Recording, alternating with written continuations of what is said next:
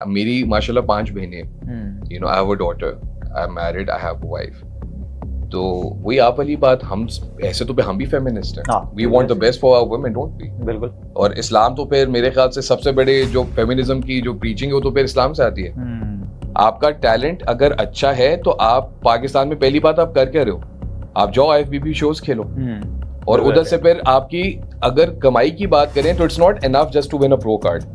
You need to have a personality, you need to have your charisma, you need to have your communication skills, ताकि कोई company आपको sponsorship they, so that you give them something in return, which is obviously marketing their products, right? The problem I have is with the abuse and the rampant abuse of steroids. उसके अंदर ये जो देसी coaches जिसको हम कहते हैं, they should be held accountable. आजकल ये बड़ा होता है जी, लड़कियां गोल्ड डिगर हैं, ऐसी वैसी हैं। भाई अल्लाह ने आपको रोल दिया to provide and protect your women, तो प्रोवाइड का रोल तो अल्लाह ने दिया है ना, तो औरत अगर पूछ लेती है तो उसमें क्या बुराई है? अगर वो साथ देती है वो उसका एहसान है। ये मेरी आपसे हाथ जोड़ के रिक्वेस्ट है, मत कॉम्पीट करो। वो जो 10-15 लाख रुपए आपने लगाने हैं वो अपने घर पे लगा लो, अपनी पढ़ाई पे लगा लो, फ्यूचर इन्वेस्टमेंट पे लगा लो, काम कारोबार पे लगा लो, buy something nice for your wife and kids. अब कितने नामवर हमारे ब्रांड्स हैं, लोकल ब्रांड्स हैं, आप क्या अपनी माँ और बहन के साथ बैठ के वो उनके प्रोडक्ट्स देख सकते हैं? तो यहाँ पे फेमिनिज्म किधर गया? इधर क्यों नहीं चीखती हैं वो, क्यों नहीं बोलती हैं? इधर वो बोलेंगे हमारा जिस्म हमारी मर्जी, तो फिर जिसका बैकलैश होगा that's for the society to bear, right? We both living together, aren't we? Jo Lindner का भी डेथ हुई, उनकी जो पार्टनर है, गर्लफ्रेंड है, उनसे पूरा उनका जनरेशन आयरन ने कवरेज किया। Turned out he had a heart condition developed during corona, but चूंकि वो वेट ट्रेनिंग करता था और बहुत कम बॉडी फैट पे रहता था, विच आई डू एग्री, पूरा साल इतने सिंगल डिजिट बॉडी फैट में रहना is the worst thing you can do for longevity. लेकिन यहाँ पे किसने हक दिया इन सारों को खुदा बनने का? सही बात, किसने हक दिया आपको? अस्सलाम वालेकुम हसन, क्या हाल है? वालेकुम अस्सलाम फात, आप कैसे, खैरियत से? अल्हम्दुलिल्लाह बेहतरीन, thank you so much for showing up यार। लास्ट टाइम हमारी फिजिकली मुलाकात कराची में ही हुई थी, और इस टाइम भी बड़े शॉर्ट नोटिस पे you allowed all of us to come I would here like and to have thank this. you and the team first of all कि आज संडे था, the studio was not available yet you took all this trouble to come to the hotel room and shoot, तो ये आपका बड़ापन है, आपकी मोहब्बत है। Anything for and you I'm भाई, deeply grateful to you for this. Anything for you, क्योंकि मैं personally तुम्हारा बहुत बड़ा fan हूँ, ठीक है? Thank you. The people like you, like Dr. Wasim, like शफकत हुसैन, इस तरह के और सारे बहुत सारे लोग हैं जो फिटनेस इंडस्ट्री में हैं, लेकिन जब उनकी ओवरऑल पर्सनालिटी में देखता हूँ तो मुझे फिटनेस इंडस्ट्री से प्यार होता है। मैंने एक चाइनीज प्रोवर्ब पढ़ा था, मुझे बड़ा ज़बरदस्त लगा था। उसमें था make your mind civilise but savage your body. ये चीज़ जब मैंने पढ़ी तो मैंने कहा यार कुछ ऐसे लोग हैं जो इस डेफिनेशन पे फिट होते हैं। You are one of them माशाल्लाह। इसमें सबसे पहले बात आती है कम्युनिकेशन स्किल्स की, हाउ टू कम्युनिकेट। अच्छा, हसन ने बहुत सारे पॉडकास्ट, 3-4 पॉडकास्ट कर चुके हो अभी तक, बहुत सारी फिटनेस की बातें हुई हैं। हमारा इस पॉडकास्ट का मकसद ज़्यादा फिटनेस की बातें नहीं, फिलॉसफी, माइंडसेट पे बात करना है, रिलेशनशिप्स पे बात करना है। क्योंकि असल में तो देखो मेरा माइंडसेट ये है कि बॉडी बाद में बनती है, खोपड़ी यहाँ लगी हुई है, बॉडी नीचे लगी हुई है। जो कुछ यहाँ चल रहा है ना वो डिक्टेट कर रहा है आपकी बॉडी में सारे चेंजेस को। अगर यही इन प्लेस नहीं है, यही केमिकल लोचा आपका आउट है, तो आप पारे गए। सही है, 100%। तो सबसे पहले मुझे ये बताओ कि what has made you Hasan Mahmood today. For example, you have gone through a few traumas in your life, उसके बावजूद भी अल्हम्दुलिल्लाह you have made the most of those traumas। बहुत दफ़ा क्या होता है, लोग स्टक हो जाते हैं ट्रॉमा से लाइफ में। तो मैं चाहता हूँ कि बहुत सारी ऐसी चीज़ें तुम आज बताओ जो लोगों को पता नहीं है कि यार इस साउंड बॉडी और साउंड माइंड के पीछे कुछ पेनफुल एरियाज भी रहे हैं जिससे निकल के तुम आज यहाँ आए हो। सबसे पहले तो कैरेक्टर बिल्डिंग मेरे ख्याल से शुरू ही घर से होती है। तो ये सारे जितनी आपने इतनी तारीफ की, थैंक यू फॉर दैट, ये सब क्रेडिट मेरे माँ बाप को जाता है। इसमें मेरा अपना कोई हुनर, कोई रोल नहीं है। ये सारी तरबियत, इब्तदाई तरबियत सब घर से ही होती है।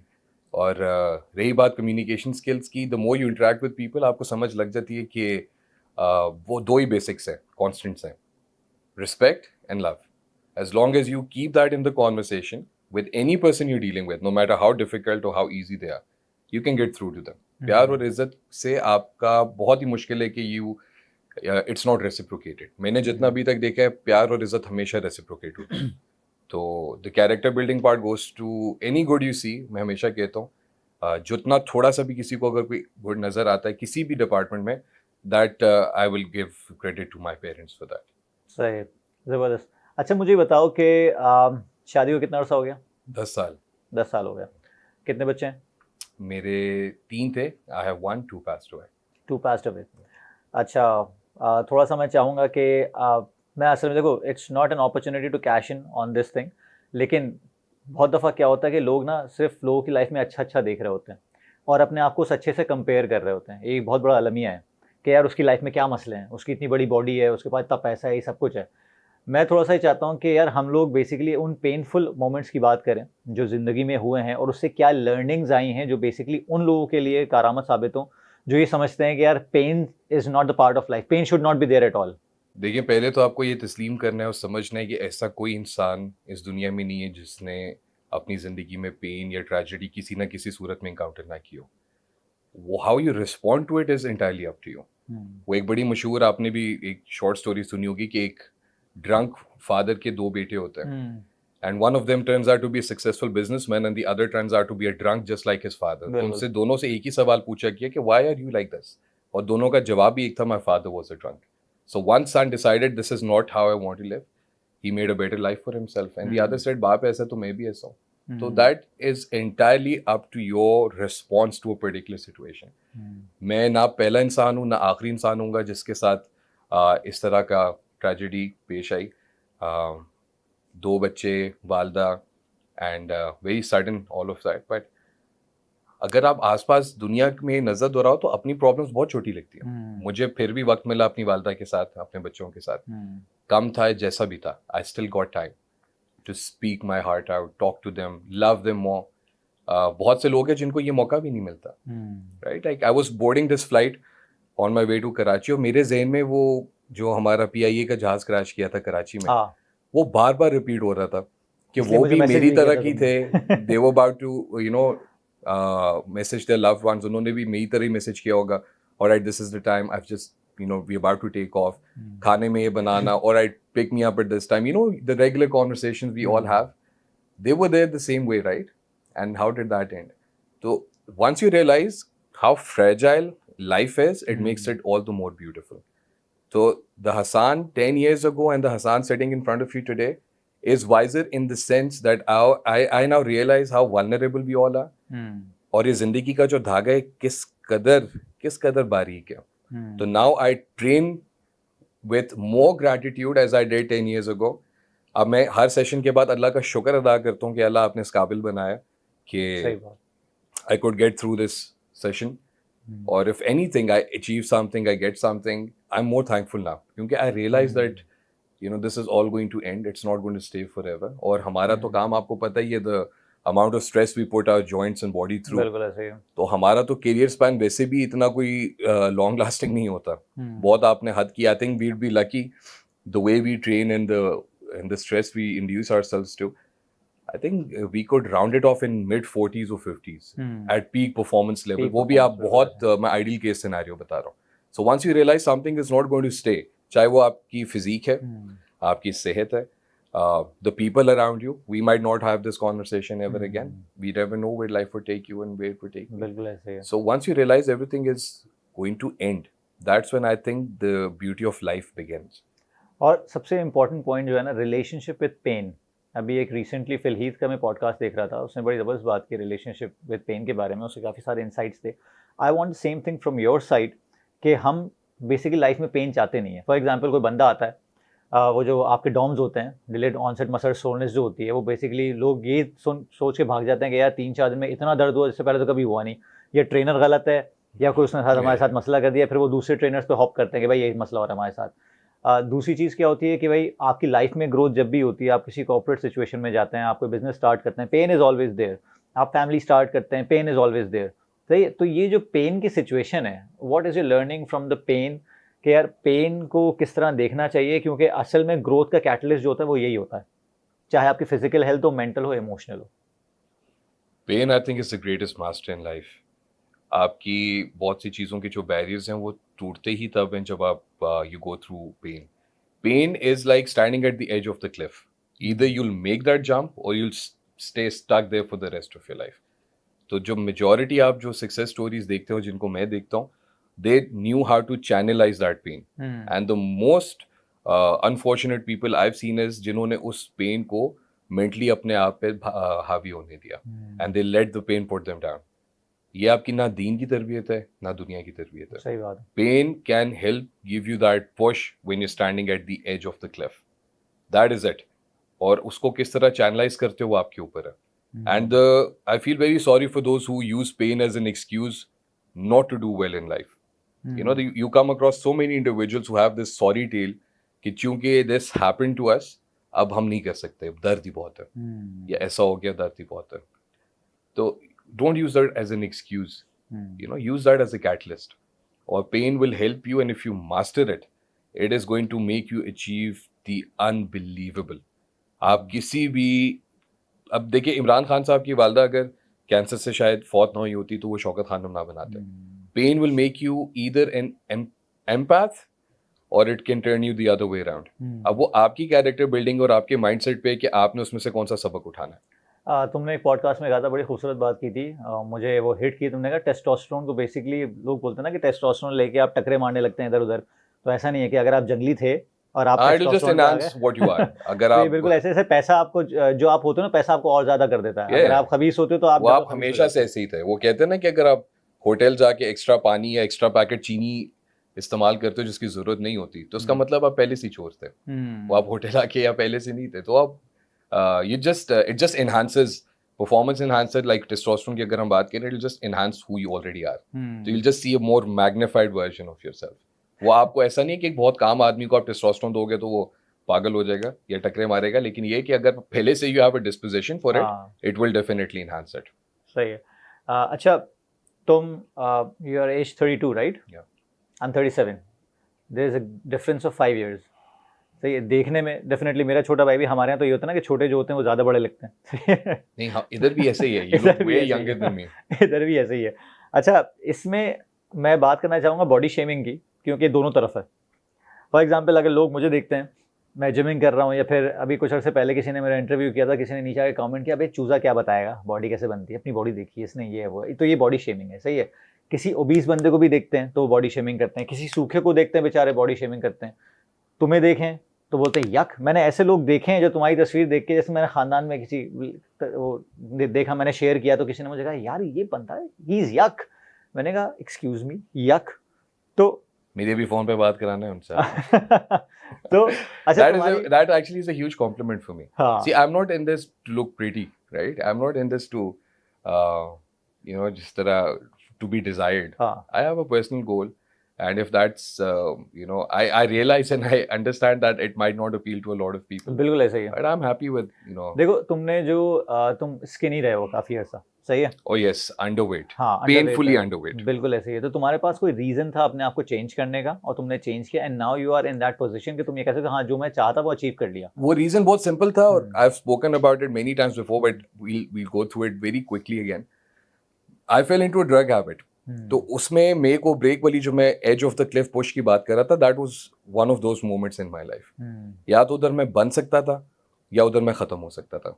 तो अल्लाह का शुक्र है, अल्लाह का एहसान है, अल्लाह के फजल व करम से अल्लाह ने इस काबिल किया कि आई चोज द लैटर. तो वो मेरी डॉक्टर ने मुझे, डॉक्टर एना ने, she recommended I try weight training as a behaviour modification tool. Okay. She specifically use the word weight training. और मैंने हमेशा कहा कि जब मैं पहली बार एडमिशन के लिए जिम के बाहर गया तो मैं शीशे से देख रहा था, तो मैं बड़ा इंटिमिडेट हुआ कि ये मतलब इतने गुस्से में सारे, और they're all sweaty and they look very angry and so big and all of these guys, what am I doing here? लेकिन it worked. I got the bug, alhamdulillah. और मेरा मकसद ज्वाइन करने का ही था ही नहीं to build bigger arms or a bigger chest. I was pretty much okay with how I looked. मुझे कोई एतराज़ नहीं था, लेकिन वो बस अल्लाह ने जब लिखी होती है एक रास्ता बन जाता है. अच्छा, होता है इसमें ये है कि बंदा अपने आप को अक्सर बहुत दफ़ा मैंने नोट किया कि कोई मुझे कहता है कि यार मैं चेंज होना चाहती हूँ या चेंज होना चाहता हूँ, क्योंकि बहुत सुन लिया मैंने मोटा मोटा, या बहुत सुन लिया सूखा सूखा. तो मैंने कहा भाई, मैं उनको अक्सर ये बोलता हूँ कि देखें चेंज दो तरह से आती है. वो मैंने एक कोच की एक टॉक सुनी थी, उसने कहा था चेंज दुनिया में सिर्फ दो तरह से आता है, सिर्फ दो, इसके अलावा कोई चीज़ है ही नहीं. एक इंटरनल और एक एक्सटर्नल. एक्सटर्नल जो है ना, कोई लाइफ में अच्छा क्लाइंट आ गया, कोई लाइफ में अच्छा बंदा आ गया, कोई प्रमोशन हो गई, कुछ हो गया, तो वो तो आपके कंट्रोल में नहीं है, वो दूसरों के कंट्रोल में है. तो उसको उस पर तो बॉदर करना बेकार है. लेकिन जो आपका इंटरनल चेंज है ना, वो आपका अपना रीज़न होता है. अच्छा, होता क्या है कि जब आप बुली होते हो किसी वजह से, तो इसमें कहीं ना कहीं एक चीज़ छुपी हुई है कि क्या आप भी अपने आप को उस शेप में अच्छे नहीं लग रहा है. फॉर एग्जांपल, अगर आप ओबीस हो सही है, but you don't feel comfortable in your self, आपको हार्ट डिजीज है या कोलेस्ट्रॉल का इशू है, इसका मतलब यू नीड टू चेंज, ठीक है। लेकिन सिर्फ ये स्टिमुलस रखना कि नहीं यार उसने मुझे कह दिया इसलिए मुझे चेंज करना है, आई don't think it's a good approach and it doesn't work, it backfires. It would be very short lived. हाँ, एंड इट बैकफायर्स। तो अच्छा, बॉडी शेमिंग के बारे में तुम क्या बोलोगे कि यार पर्सनल गोल के बारे में मैं चाहता हूँ कि तुम थोड़ा सा एलैबोरेट करो कि तुम्हारा पर्सनल गोल क्या है। जैसे फॉर एग्जांपल मैं अक्सर लोगों से बोलता हूँ कि यार मेरा personal goal, I have a niche to cater to, सही है। 30+ business owners, workaholics, family owners, जिनके पास जाहिर है उनको डाइट करने का टाइम नहीं है, मतलब सही खाने का टाइम नहीं है, सोने का टाइम नहीं है, वो बेसिकली चाहते हैं कि यार हम लोग अगर कोई अच्छी सी पैंट, अच्छी सी शर्ट पहने ना, शर्ट टक इन करें तो हम अच्छे लगें। उनके लिए पेट कम करना ही बहुत बड़ी चीज़ है, सही है। अब अगर मैं उनको फ्लैशी एब्स या इस तरह के डोले शोले दिखाना शुरू कर दूं तो वो पहले से ही रिपेल हो जाते हैं कि नहीं यार इसको तो यही करना है, इसका तो यही काम है।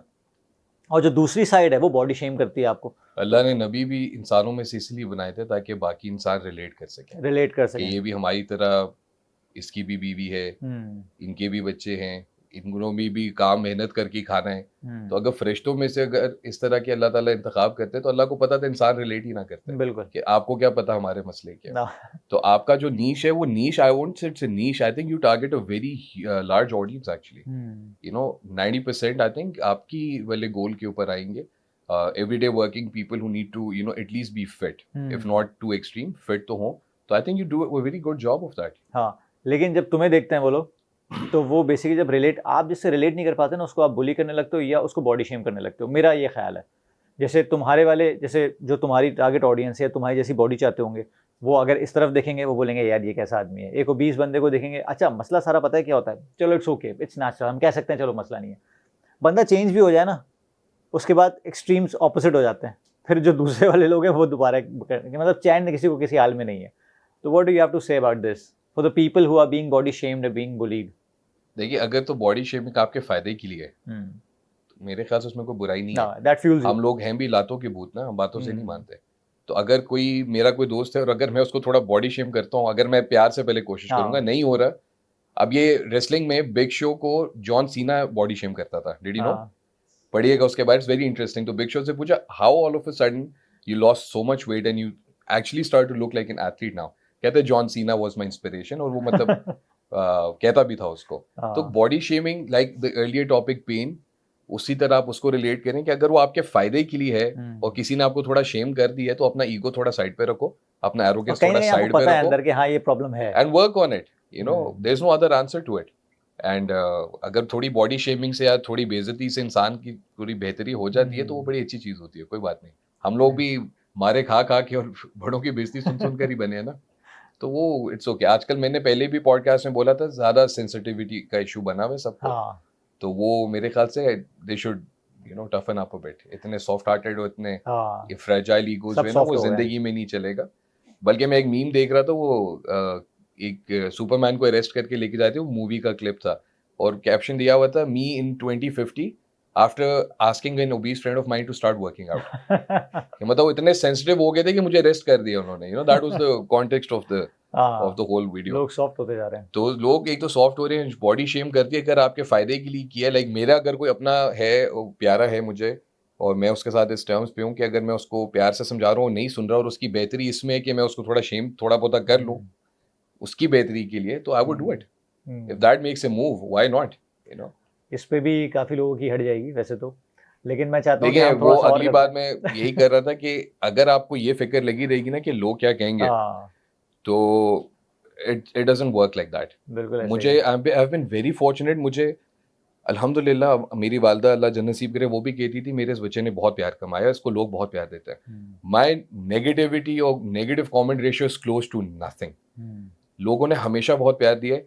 मैं अभी भी सबको ये कहता हूँ कि if you are doing the right thing, अगर आपको एक पर्टिकुलर लुक पसंद है, you want to be slim and fit, you want to be big and ripped, it's your choice. Don't listen to what other people are saying. आप कुछ गलत तो नहीं कर रहे। सही बात है, right? So ignore the naysayers. अच्छा, इसमें अभी रिसेंटली तुमने एक जगह थोड़ा फेमिनिज्म पे टचअप ऑन किया था, वो जबरदस्ती हो गया था। हाँ, तो वो होस्ट ने एंड्रू टेट का टॉपिक छेड़ लिया, खुद ही उसने बोला, मैंने नहीं बोला था। लेकिन अभी बैक स्टेज तुमने बड़ी अच्छी बात की कि माशाल्लाह your wife has been the beacon of your power and your support. तो मैं चाहूँगा थोड़ा सा एलैबोरेट करो उस पर, क्योंकि हमारे यहाँ वो जो पॉइंट है तुम्हारा, मेरा हमेशा कहना होता है कि देखो इंटरनली हर कोई फेमिनिस्ट है।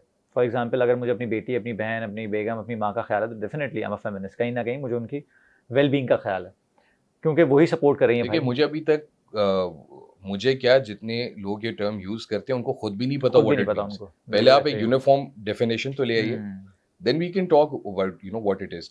एवरीबडी, मेरी माशाल्लाह 5 बहनें हैं, hmm, I have a daughter, I am married, I have a wife. तो वही आप वाली बात, हम ऐसे तो हम भी फेमिनिस्ट हैं, हाँ वी बिल्कुल वांट द ऐसे best for our women, don't we? ही। बिल्कुल। और इस्लाम तो फिर मेरे ख्याल से सबसे बड़े जो फेमिनिज्म की जो प्रीचिंग है वो तो फिर इस्लाम से आती है। अगर आप बैठ के देखें कि जो हक हुकूक अल्हम्दुलिल्लाह औरत को इस्लाम में है, वो तो मतलब आपने किसी और रिलीजन में कभी कभी पढ़ा है इस तरह का? You know, the wife can take money out of your wallet and she's not even obliged to tell you. You know, the rights your daughter has over you, हाँ, you know, सही the बात। rights your wife has over you, uh, the women in your family have over you. I think Islam is the most beautiful answer to all of the toxic feminism out there. और अभी खतरनाक बात ये, last podcast में मैं बात कहना भूल गया था, अभी जो अच्छे मर्द है ना वो चुप करके तमाशा देख रहे हैं। ये जो टॉक्सिक फेमिनिज्म, मैं अच्छी फेमिनिस्ट की बात नहीं कर रहा, they must be very good ones out there, जो टॉक्सिक फेमिनिज्म है अभी ये ना एक टेकिंग टाइम बॉम्ब की तरह है। ऑल द गुड मैन अभी वो चुप करके देख रहे हैं कि ये क्या बोल रही है, you know, man are dogs, man are this, man are that, अभी वो चुप करके देख रहे हैं। लेकिन आई थिंक एक पॉइंट अनकरीब आएगा कि when they lose their cool as well. I hope that stage never comes. You want to raise a voice, but आप सारे मर्दों को उस जुमरे में मत शुमार करें। They are men out there. ये भी आपको ड्रिल की आवाज आ रही है, ये पूल रेनोवेट हो रहा है, सुबह 6 बजे से 6-7 बजे से मजदूर ड्रिल कर रहे हैं, और दिन के एंड पे इनको चंद हजार रुपए मिलेंगे जो ये जाके अपनी बीवी बच्चे के लिए कुछ खाने को लेके जाएंगे। Now if you talk about hard working men, we are, the society is full of them. तो वो आप एक अपने एक डेफिनेशन में प्लीज हर अच्छे हार्ड वर्किंग आदमी को मत शुमार करें। That's my only request. बाकी ये topic is a never ending one. वो मैंने एंड्रयू टेट के उसने होस्ट ने बात की, I got so many messages, oh, you know, you lost us at Andrew Tate. मैं कहा भाई मैंने कब उसकी कोई गलत बात इंडोर्स की? आपने वीडियो देखी है?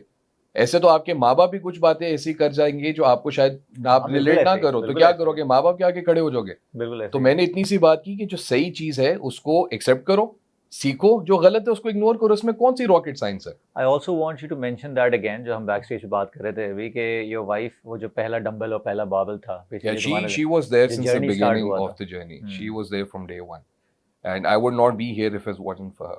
Was support, and you know, as athletes, we go through a lot of mood swings and emotional, you know, challenges. And मेरे साथ तो मेरे ख्याल से जो challenges थे, a lesser woman would not have survived with me. तो वो उनका सब्र था और अभी तक है, जो she helps me and she puts up with me.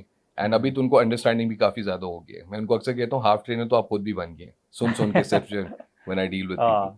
So it's never a one man show, you can not do this alone. Arnold बड़े हमेशा बड़ी अच्छी बात करता है, अगर आपने उनकी डॉक्यूमेंट्री देखी है अभी रिसेंट, कहता है there is no such thing as a self made man. You are dependent on opportunities, you're dependent on good people who are willing to give you a chance, who see that potential in you, and there is always a team behind you, चाहे एक बंदे की team हो या ज्यादा लोगों की team हो। तो ये कहना कि जी मैं एक मकाम पे इसलिए क्योंकि I worked hard and I did, मुझसे बहुत ज्यादा लोग ज्यादा हार्ड वर्किंग है, सही बात। There are better physiques out there. मैं तो किसी खाते में आज तक अपनी फिजिक को नहीं रखी। What I have seen, the best physique I have seen with my own 2 eyes Pakistan में वाज इन गुजरांवाला, और वो लड़का धनिया बेच रहा था, and I ran over to him और मैं बैठ गया उसके पास। मैं कह क्या हिसाब किताब है, कैसे करते हो, you know, strike a conversation with him. तो ये सब कहना मेरे ख्याल से गलत है कि आई वर्क हार्ड तो ये हो गया, ऐसा हो गया। मैं इधर पहुंच, ठीक है, यू वर्क हार्ड, बट अगर अल्लाह की उसमें आप पे अता और मेहरबानी ना होती, रहमत ना होती, तो आप कुछ ना कर सकते।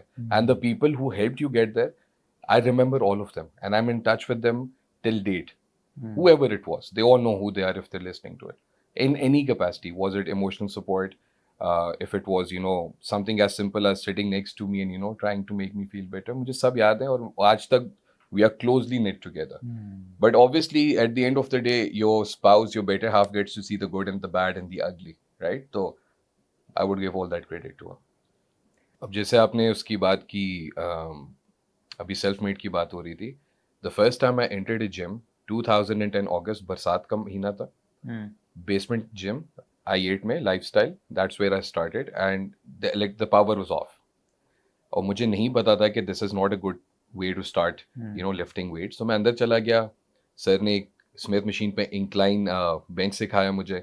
आई हैड नो आइडिया सेट्स और रेप्स कितने होते हैं. I just kept doing it, and उसका नतीजा क्या हुआ? I ended up throwing up all over the place.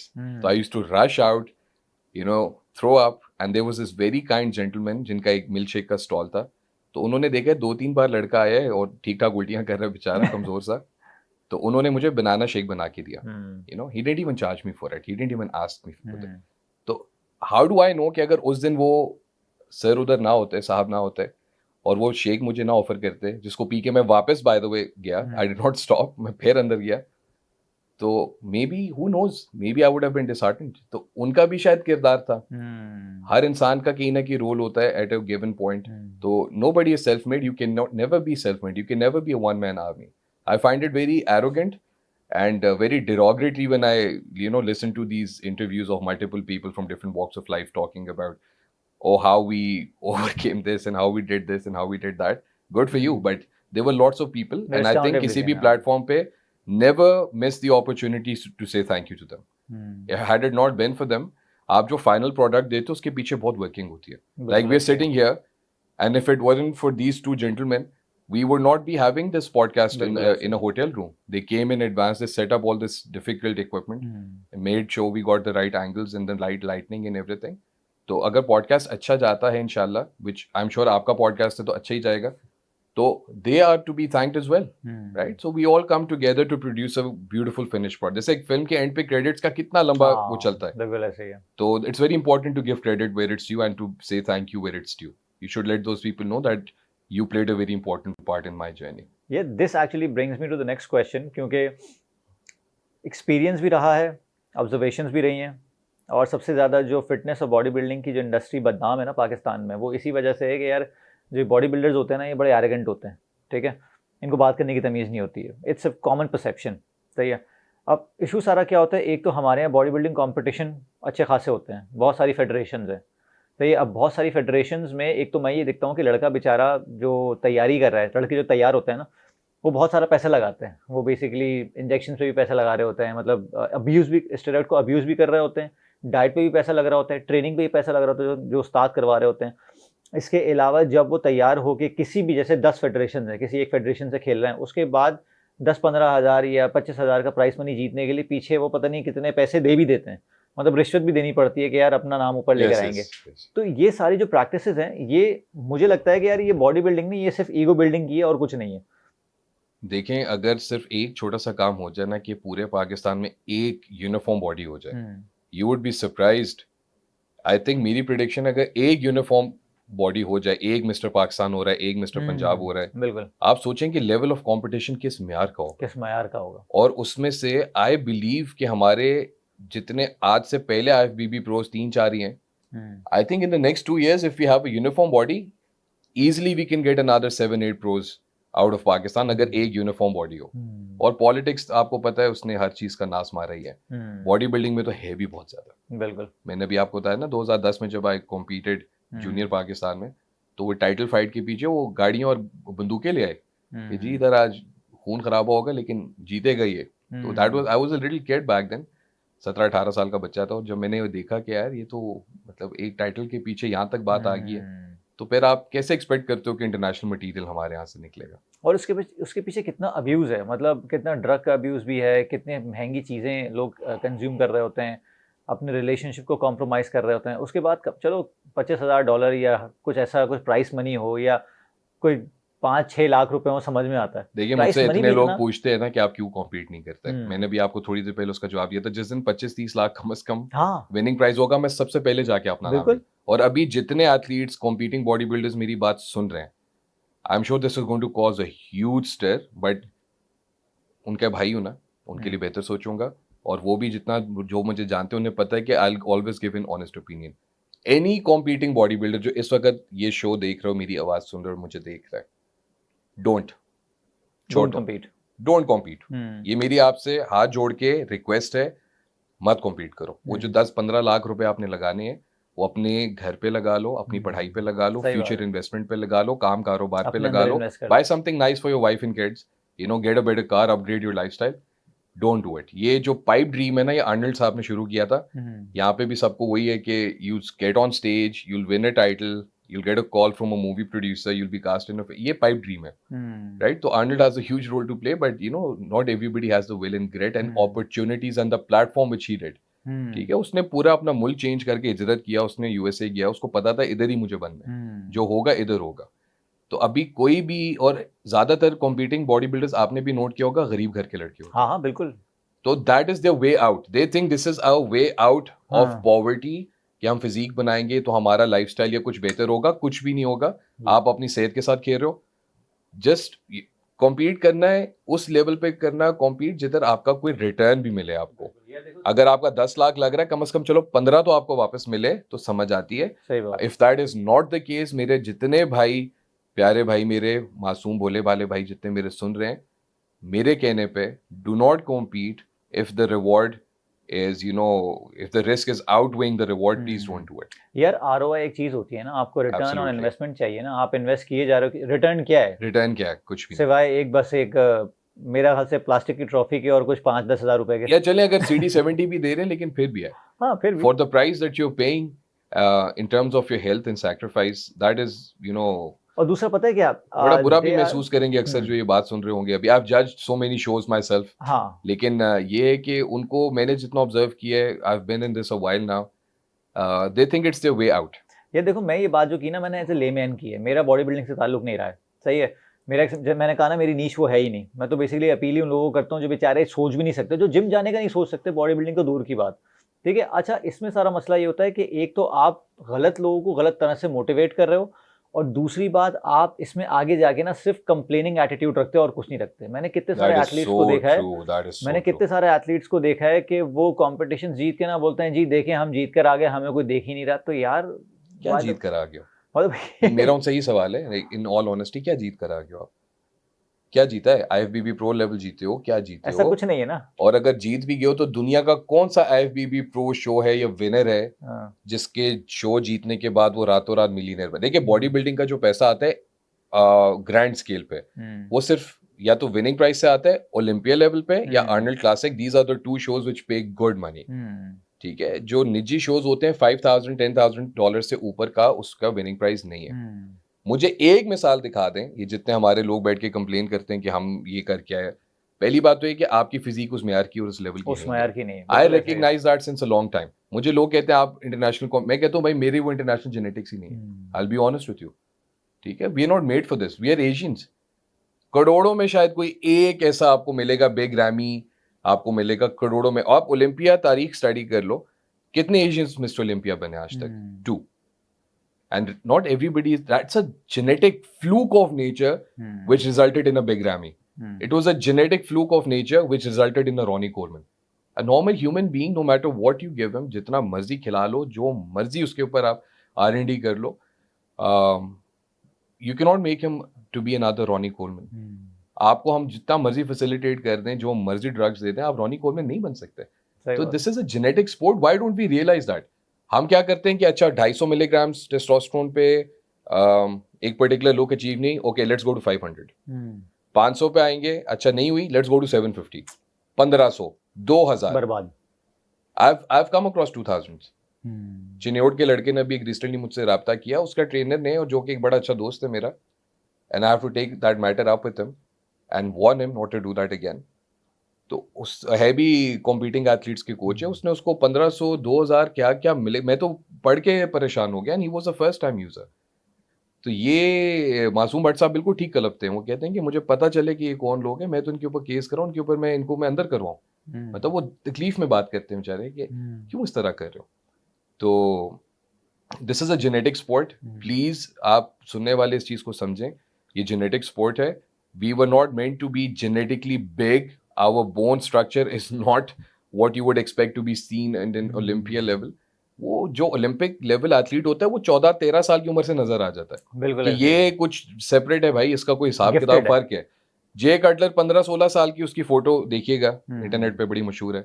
Lee priest की भी हम बात कर रहे थे, वो 14-15 साल की उम्र में उसकी जो फिजिक थी, ये अभी जितने लोग ये मिस्टर पाकिस्तान और छोटे मोटे टाइटल जीत के बांके मारते हैं, वो उसको देख लें एक दफा।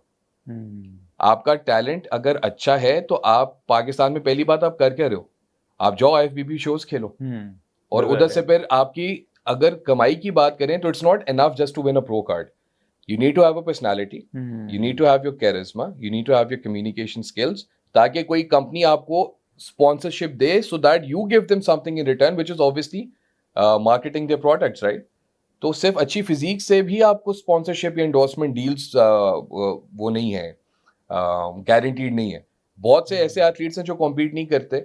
महमूद अल-दुरा एक एथलीट है, he used to compete, is retired now. उसको रेडकॉन ने अभी साइन किया है, एंड रेडकॉन की deals are very lucrative because he has a huge social media following. तो अब वो कोई बात करेगा तो उसको इतने देखने वाले हैं, वो उसका प्रोडक्ट निकल जाएगा. तो गिव एंड टेक का मैटर है ना. हाँ, और मैंने इंडिया में काफ़ी सारे बॉडी बिल्डर्स देखे हैं, काफ़ी अच्छे बॉडी बिल्डर्स, जैसा जुनैद कालीवाला, शायद आप जानते हो. जुनैद कालीवाला बहुत ज़बरदस्त बात करता है और बहुत ट्रूथफुल बात करता है, और कोई हैंकी पैंकी नहीं है, कोई उल्टी सीधी बातें नहीं है भाई. साफ साफ बोलता है कि भाई तुम्हारा गोल ही नहीं है ये. और ख़ास तौर पर मैं लोगों से अक्सर कहता हूँ कि यार कुछ लोगों से मेरी बहस हुई थी कि मैंने जैसे तुम्हारी तस्वीर शेयर किया, किसी की कि भाई ये है, तो किसी ने कहा यार these guys are douche bags. एक कॉमन परसेप्शन ये है कि इनके पास दिमाग नहीं होता, इनके पास बस बॉडी बनाने के अलावा, खाने पीने के अलावा कुछ करना नहीं होता, और इनके पास कोई बिजनेस सेंस है. ये तो आपने बड़ा छोटा एक मिथ किया है. अब एक और मिथ है बॉडी बिल्डर्स के बारे में. I don't know if it's appropriate to सारे नामर्द होते हैं स्पीक. नहीं स्पीक ऑन द पॉडकास्ट. तो नहीं, ये I am sure there are females listening to it as well. I don't think it's a decent thing to say. लेकिन body builders के बारे में एक चीज ये भी मशहूर है कि you know they lack in certain areas. Don't say that. You know Rich Piana के भी एक क्लिप है, आप देखिएगा. वो कहता था यार, वो जब कोई इनसिक्योर होता है ना, जब कहता है मैं मॉल में चलता हूँ, सामने से एक हस्बैंड वाइफ या बॉयफ्रेंड गर्लफ्रेंड आ रहे हैं, तो वो मर्द फौरन इनसिक्योर हो जाता है कि इतना बड़ा बंदा गुजर है. तो वो अपनी बीवी के सामने जान पूछ के, गर्लफ्रेंड के सामने जान पूछ के बोलेगा ओ ये तो नामर्द होते हैं, इनका तो ये मसला है, वो मसला है, इनका फलाना मसला है. तो रिच पियाना कहते डोंट से दैट. आप उसका तजस्सुस जागेगा. एंड वंस दे रियलाइज कि आप जो कह रहे हैं वो ठीक नहीं है, then you are gonna be in serious trouble. तो ये डूश बैग्स, ये वो दिमाग नहीं है, ये सब चीजें. The most learned and the most intellectual people I have known personal capacity में, they are athletes and they are pretty good. How can you have a good body if you don't have a sound mind? बिल्कुल ऐसे ही. तो ये I think it's high time people stop with this nonsense कि जो body builders होते हैं वो सिर्फ खाते हैं और सोते हैं और उनको जिंदगी में कोई काम नहीं होता. क्यों भाई? फैमिलीज नहीं है, जिम्मेदारियां नहीं है क्या? ये आजकल जो हालात है, आपके ख्याल से कोई बंदा टिक के बैठ सकता है बगैर काम किए? ये कॉन्सेप्ट ना ज़्यादातर जो हमारे यहाँ देसी फैमिलीज में ज़्यादा इसलिए आ रहा है, जो बात हमने पहले की कि जो ट्रेडिशनल बॉडी बिल्डिंग में लोग जा रहे हैं और पूरा पैसा लगा देते हैं, लोन्स ले लेते हैं, गाड़ियाँ बेच रहे हैं, घर बेच रहे हैं, पता नहीं इतने बड़े नाम है फाहद भाई हमारे मुल्क में अब, और ग्लोरीफाई कर रहे हैं उस चीज को कि देखो इतना कुछ कर लिया, अब हमें सपोर्ट करो. 2 बॉडी बिल्डर्स हैं, आप भी उनको जानते हैं, चले हम उनका नाम नहीं लेते, although I am very tempted to call them out, very tempted, and they are very dear friends of mine as well, so it makes it all the more difficult. खैर, जो मैंने बात करनी थी वो मैं उनसे कर चुका हूँ, तो I don't have to speak their names out. देखिए, उनमें से एक ऐसे साहब भी थे जिन्होंने अपनी वाइफ का पूरा गोल्ड बेच दिया, and he was proudly saying that on national television.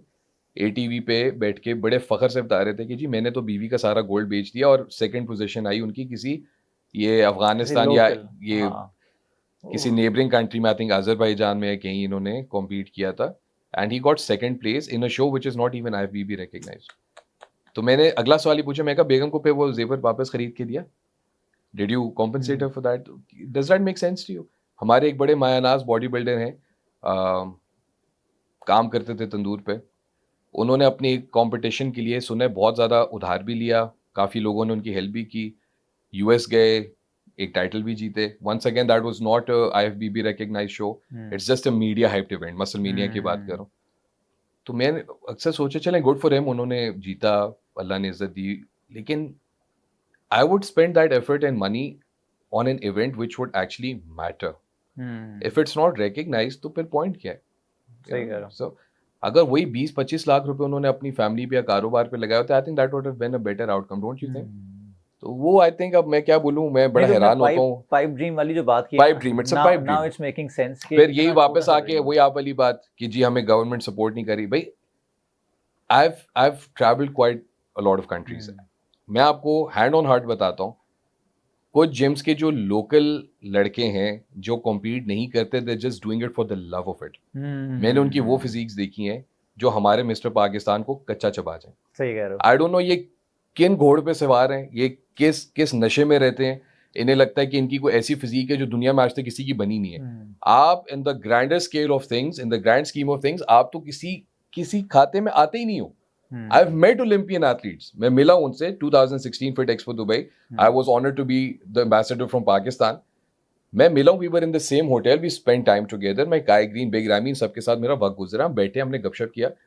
उनकी physique is something which is very different है। मतलब मैं अब आपको किस तरह समझाऊं कि they are so genetically gifted कि वो बचपन में ही नजर आ गए थे कि ये जो है ना, ये इसकी जेनेटिक्स ऐसी है, इसको अगर हमने पॉलिश किया। मासूम भट्ट साहब बड़ी प्यारी बात करते हैं कि जो इंटरनेशनल कोचेज होते हैं, ये जॉर्ज फेरा और जितने ये बड़े बड़े नाम हैं, Hany Rambod and all of these guys, Chad Nicholls, ये हाथ ही नहीं डालते उस केस पे जिसका इन्हें पता होता है कि इसका कुछ बनने ही नहीं वाला। अगर आज मैं यहाँ का मिस्टर पाकिस्तान फ्री टिकट उसको करके दूं और शार्ड निकल्स की या चार्ल्स ग्लास की फी भी भरने को तैयार हो जाऊं, वो एक नजर डालेगा उस पर, कहेगा बच्चे किधर आए हो, फिगर लड़ने आए हो, क्या लड़ने आए हो, फिजिक लड़ने आए हो, ओपन में तो कोई चक्कर ही नहीं है तुम्हारा, why you wasting my time, this is not for you. मासूम भट्ट साहब बिल्कुल ठीक हो, खरी बातें करते हैं, इसलिए I admire and respect him a lot. ठीक है, वो होसा भी करते हैं कि बिल्कुल ठीक करते हैं। अभी रिसेंटली उन्होंने कहा था ना, he called out those guys कि यार क्या मांगते रहते हो तुम, के गवर्नमेंट ने ये नहीं किया वो नहीं किया। बोलते हम लोग यहाँ खाते हैं, अपना बिजनेस है, अपना कमाते हैं। बट देन अगेन अभी मैंने रिसेंट उनकी वीडियो देखी जिसमें वो अभी दुबई मसल शो पे गए, उस पे वो खुद भी कह रहे थे कि मैं इधर आया हूँ और पाकिस्तान से कोई आया नहीं मुझे रिसीव करने और ऐसा, और अच्छा ये मैंने देखी नहीं, या ये मैंने देखी अ डे अगो। सही है। तो फिर मैंने सोचा wasn't that counterintuitive to what he was saying earlier? मैं कहा या फिर ये हो सकता है कि भाई आप गवर्नमेंट से ना मांगो सपोर्ट कि भाई हमें ये करें। नहीं, वो सपोर्ट की बात नहीं कर रहे थे, वो कहते हैं कि why isn't somebody from the embassy over here receive करने आया मुझे, रिसीव करने, या चलो कोई कॉल कर लें कि आप हमें रिप्रेजेंट कर रहे हैं। पॉइंट इज कि अभी तक ये स्पोर्ट उतना ग्लोबल मेन स्ट्रीम ऐसा है नहीं कि कोई एम्बेसडर मेरे ख्याल से अपना टाइम निकाल के आपके पास बहुत सारे ना, इससे मैं दूसरे क्वेश्चन पे आऊंगा, इससे बहुत सारे स्टिग्मास अटैच्ड हैं। सही है, खास तौर पे यही वाली चीजें कि लोग, एक तो नार्सिसिज्म बहुत अटैच्ड है इससे, कि ये लोग नार्सिसिस्ट होते हैं। सही है, क्योंकि अगर तुम अपने आप को इम्प्रूव कर रहे हो, मैं अपने आप को इम्प्रूव कर रहा हूँ, लेकिन उसमें हमारी ईगोज बस नहीं, narcissist personality disorder is an entirely different thing. I would give it more of an Adonis syndrome. You know, that would be a more relatable term. Narcissists are an entirely different field of people. वो I don't think it applies over here. लेकिन ये कि उनका चूंकि काम ऐसा होता है कि उसमें मैं का एलिमेंट बहुत होता है। बिल्कुल ऐसे ही। मेरे मील्स, मेरी रेस्ट, मेरी training. But isn't that the case with every other sport? बिल्कुल ऐसे ही है। तो why bodybuilders are singled out?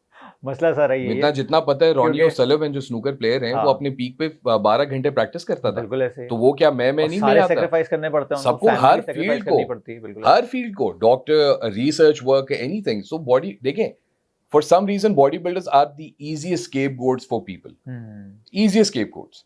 कोई मरता है बॉडी बिल्डिंग फ्रेटर्निटी में, कोई मरे तो सही बेचारा, उसको तो वो मरने के बाद भी सुकून से नहीं कहेंगे यार ये तो एक होता ना कि चलो गुजर गया, माफ कर दो इसको। जो लिंडर का भी डेथ हुई, उनकी जो पार्टनर है, गर्लफ्रेंड है, उनसे पूरा उनका जनरेशन आयरन ने कवरेज किया।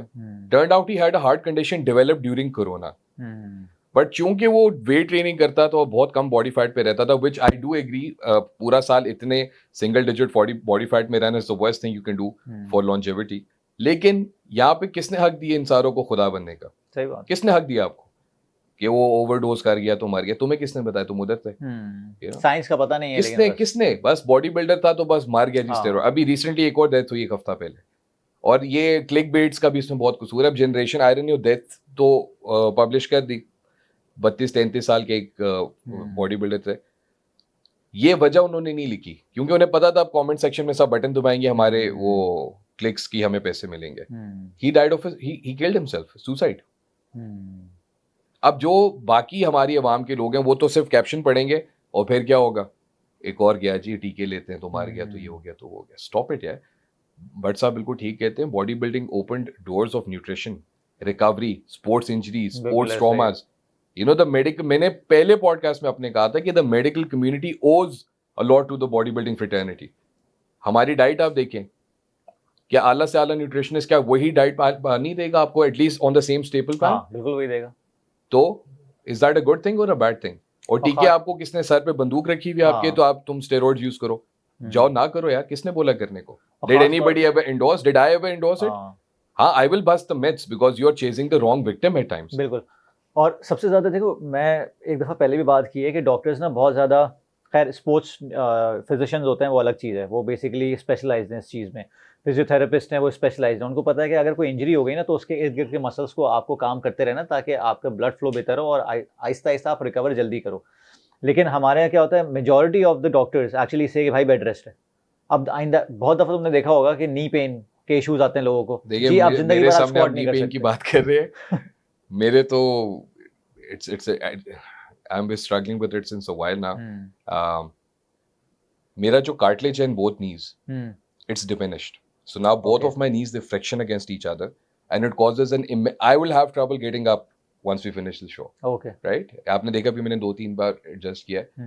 Hand on heart, पाकिस्तान में अगर आप एक एथलीट और आपको खुदा न खास्ता इंजरी हो गई है, you're doomed. Either sports rehabilitation, I think it has to be one of the lowest in the world. I consulted a few doctors, बहुत बड़े नाम थे, उन्होंने सर्जरी के अलावा कोई दूसरी बात ही नहीं की। बिल्कुल ऐसे ही। और WWE में रैंडी ऑर्टन का मैं एक दफा देख रहा था, he had a severe spine, shoulder and elbow, उसकी काफी severe surgeries हुई थी, injuries हुई थी, and he got operated. He was in the ring 6 months later. क्योंकि बाहर का जो अप्रोच है और यहाँ का जो अप्रोच है, आप वाली बात बिल्कुल दुरुस्त है। इधर डॉक्टर कहता है भाई लम्बे पै जा, वो खत्म है, छोड़ दे। वो इस चीज को कंसिडरेशन में लेगा ही नहीं कि ये एथलीट है, ये इसकी रोजी रोटी है। वो कहेगा भाई नी रिप्लेसमेंट तुम्हारी कर देते हैं, कार्टिलेज आपका खत्म हो गया, ऊपर से मैं हूँ भी flat foot, I got rejected from the army because of it. तो मेरा, अगर मैं अपनी इंजरी को देखूं और यहाँ के डॉक्टरों की ओपिनियन सुनूं तो फिर I am as good as done. So what do I do? You know, I go and consult the specialists. जब जिन मुल्कों में एथलीट्स बनते हैं उधर डॉक्टर भी वही होगा ना जिसको इस चीज की समझ होगी, and they will respect the fact that this is something which has to be catered to because that's your career. वो आपको वो sympathy और वो empathy तो देंगे कम से कम। इधर things are not like that. इधर डॉक्टर कहेगा बस लेटो, बिल भरो और बस we'll operate and और ये तुमने एथलीट्स की बात की है, जो कॉमन लोग हैं ना वो सबसे ज़्यादा इस चीज़ से हर्ट होते हैं, क्योंकि जैसे कॉमन लोग फॉर एग्जांपल तुम्हारे पास मेरे पास ट्रेन होने आते हैं तो सबसे पहले बोलते हैं कि भाई ये स्क्वाट नहीं करनी है, डॉक्टर ने कह दिया कुछ भी करो, ये घुटने को नहीं छेड़ना है, जबकि ये हाँ ये स्पोर्ट्स फिजिशियन वाला जो I trained a very high profile client from our forces who came to me with 7 slip discs. And the way अब जब वो आए मेरे पास तो with the protocol officers, so उन्होंने फोन मिलाया एक डॉक्टर साहब को, he was a neurosurgeon, तो वो कहते बेटा एक दफ़ा बात कर ले कि गाइडलाइन कोई थोड़ी आपको दे दें। तो मैंने जब बात शुरू की साहब से तो उन्होंने कहा कि उन्होंने एक एक्सरसाइजेस के 2 नाम लिए और उन्होंने कहा ये करवा देना, ये मत करवाना। तो मैंने बड़े पोलाइटली उन्हें कहा, मैं कि sir I take it from here, thank you very much, don't worry, he is in safe hands. I hung up the phone. वो एक ही एक्सरसाइज के 2 नाम ले रहे थे और मुझे कह रहे थे एक को करो और एक को ना करो। तो फिर when we started training, the only basic methodology I used was rack deadlifts, rack pulls, deadlifts, partial से फुल पे गए, फुल से step by step I took him all the way to the full range of motion. Lower back stretching, lower back strengthening, that is all. Progressions. That is all. Step by step. Like a baby learning how to walk. बिल्कुल ऐसे। ठीक है, deadlift full range of motion पे तो मैं लाया ही नहीं। बिल्कुल। पहले मैं लाया almost 7 to 10 inches movement पे। Then I would start narrowing the bar down, trying to get him to reach down further with the proper technique. Step by step, हर रोज day in day out, दर्दनाक process था, लेकिन मैंने उनको यही बोला, मैं कि सर दर्द को अबूर करने के लिए भी दर्द से गुजरना पड़ेगा। तो the decision is yours, you can either limp for the rest of your life, अभी थोड़ा बर्दाश्त कर लें, और माशाल्लाह आप जिस ओहदे पर हैं आप इधर पहुंच ही नहीं सकते जब तक आपको माइंड सेट ना हो। ही डिड इट और एब्सोल्युटली पेन फ्री, और अब तो उन्होंने अपने घर में जिम बनाया हुआ है। और बड़ी खूबसूरत बात की अभी आसान ने, ये मुझे उस बात की याद दिला गई। मैंने एक ऑथर के बारे में एक बुक पढ़ रहा था, बड़ी ज़बरदस्त, मुझे याद नहीं है कि वो स्क्वाट बाइबल थी, कौन सी बुक में पढ़ रहा था मैं, कि ये स्किल है, सही है, ये एक एक्सरसाइज नहीं है, ये ट्रेनिंग नहीं है। स्क्वाटिंग एक स्किल है, डेड लिफ्टिंग एक स्किल है। जिस तरह आप किसी जॉब पे जाते हैं, आपको सेल्स की स्किल आहिस्ता आहिस्ता सीखते हैं, ज़िंदगी भर सीखते रहते हैं, तो टेक्निक भी आहिस्ता आहिस्ता बेहतर होती रहती है, और फिर आप उसी को नीचे ट्रिकल डाउन करते हैं अपने स्टूडेंट्स में या अपने आने वाले लोगों में। तो ये स्किल डेवलपमेंट का जो कॉन्सेप्ट है ना, ये फिटनेस में नापैद है पाकिस्तान में, खासतौर बॉडी बिल्डिंग में। भाई आ जाओ, ये लगा लो, इतने डंबल ये कर लो, इतने वो कर लो। मैंने तो ऐसे लोग भी देखे, ऐसे ट्रेनर्स भी देखे बैठ के ऐसे ऐसे लोग उनसे ट्रेन हो रहे हैं, डंबल को डंपल बोल रहे होते हैं, ये डंपल लगा लो, वो पेट लगा लो, ऐसे कर लो, वैसे कर लो, ऐसे लोग भी ट्रेन हो रहे हैं यहाँ पे। और वो अपने आप को हवाले करते हैं। तुमने बड़ी अच्छी बात की थी एक पॉडकास्ट में कि आप किसको अपने हवाले कर रहे हो ना, अपनी बॉडी को हवाले कर रहे हो, पहले उसको देखो तो सही कि उसका कम्युनिकेशन स्किल्स लेवल क्या है, उसकी एजुकेशन क्या है, उसका एक्सपीरियंस क्या है। अच्छा, सर्टिफिकेशन करना कोई मसला नहीं है, बट नहीं है सर्टिफिकेशन सही। अब ये बेंचमार्क नहीं है, मेरा तो ख्याल है ये लीस्ट बेंचमार्क है जहाँ पे आपको सर्टिफिकेशन देखनी चाहिए। उससे पहले ये तो देखो उसके केस स्टडीज़ क्या हैं, किस किस के साथ काम किया है, वो आपको सुनता ही नहीं सुनता। फॉर एग्जांपल आप गए, आपने अभी एक खातून है, वो उन्होंने मुझे कंसल्ट किया कि मैं जाती हूँ उसके पास, वो सुनती नहीं है, वो मैं लोअर बैक पेन कह रही हूँ, मुझे क्रंचेस करा रही है। तो मैंने क्रंचेस तो पहले कराने नहीं चाहिए, और थोड़ी सी ओबीस है खातून, नहीं वो सर्टिफाइड है, मैंने सर्टिफिकेशंस देखी हैं उसकी और उसने दीवार पे लगाई हुई है अपने। तो ये तो चल रहा है यहाँ पे। सर्टिफिकेशन के ऊपर बड़े लोग बात करते हैं, जिम्स का क्राइटेरिया भी है आजकल की ओनली सर्टिफाइड ट्रेनर्स। ये तो बिल्कुल पहले डिग्री की देख तो तरह लो है ना। सर्टिफिकेशन है कौन सी। हाँ सबसे पहले ये भी देख लो। कंपटीशन अभी आपने और मैंने करवाना हो तो हम हसान एंड फहद क्लासिक अभी करवा सकते हैं। All we need is a decent funding. 20-25 lakh में हम एक अच्छा सा हॉल बुक कर सकते हैं, खाना पीना रख सकते हैं, ट्रॉफीज, एक CD70, and we can announce a date and we'll be the next governing body. हम मिस्टर कराची करा सकते हैं तो कोई पूछने वाला नहीं होगा। इसलिए तो 70 तंजीमें बनी हुई हैं। सर्टिफिकेशन कहाँ से की है, कैसी की है, वो तो पूछ लो। सही बात है। ठीक है, तो वो आपको उनका जवाब। खैर, अब मैंने पहले भी बहुत दफा कहा, अब जो क्लाइंटल है वो स्मार्ट है, पहले वाली बात नहीं रही। अब क्लाइंट को थोड़ी देर में समझ आ जाती है if they're being bullshitted or not। ठीक है, तो अब उनको समझ है कि जी हमें जो तकलीफ है और ये जो बंदा या बंदी हमें जो करवा रही है ठीक भी है और कि नहीं, रिलेट कर रहे हैं या नहीं कर रहे हैं। इसके लिए जरूरी है कि आप लोगों को सही सवालात करने आए। और देखें, मैं कभी उनको, अभी आपने कहा ना जो लोग हैं जिनको डंबल का नहीं पता या ऐसे कर लो ऐसे कर लो, I never hold them accountable. उनकी जो बेचारों की अपब्रिंगिंग थी और जो उनकी रिसोर्सेज थे, this is what they could do. सही बात है। अकाउंटेबल आप हो क्योंकि you made that conscious decision to go to that particular individual. बिल्कुल आपको पकड़ होनी चाहिए। उन बेचारों को आप क्या कह रहे हो यार, वो तो बेचारे एक्सरसाइज करवा रहे हैं, जितना अल्लाह ने उनको दिया उन्होंने उसका इस्तेमाल किया, and doing a good job अपने लेवल पे वो कर रहे हैं। ऐसे ग्रेड 1 में हम जब पढ़ते थे और हम अगर PhD कर रहे हैं तो you can't expect to take a PhD question to grade 1 teacher, उसको जवाब नहीं आता होगा बेचारी को, आप उसको बैड माउथ करना शुरू कर दें। हर बंदे का स्टेप बाय स्टेप होता है। तो I never held this people accountable. The problem I have is with the abuse and the rampant abuse of steroids. उसके अंदर ये जो देसी कोचेस जिसको हम कहते हैं, they should be held accountable. अच्छा, इसमें तुमने एक पॉडकास्ट में कहा था कि उससे पहले मैं एक पर्सपेक्टिव ड्रॉ कर लूँ कि हर किस्म की एडिक्शन में ना सबसे बड़ा इशू ये है कि you don't know when to stop. और तुमने कहा था कि स्टेरॉइड के लिए you should know when to stop. मसला सारा यहाँ आता है, सिगरेट नोशी हो, सेक्स हो, कुछ भी, किसी भी चीज़ की एडिक्शन हो, पॉर्न हो, कुछ भी हो, you never know when to stop. तो हाउ टू डिटर्मिन दिस कि व्हेन टू स्टॉप या हाउ टू स्टॉप? देखिए, the word addiction itself implies what you just said कि losing the conscious decision of when to stop. When to stop का बड़ा answer बड़ा ही आसान है।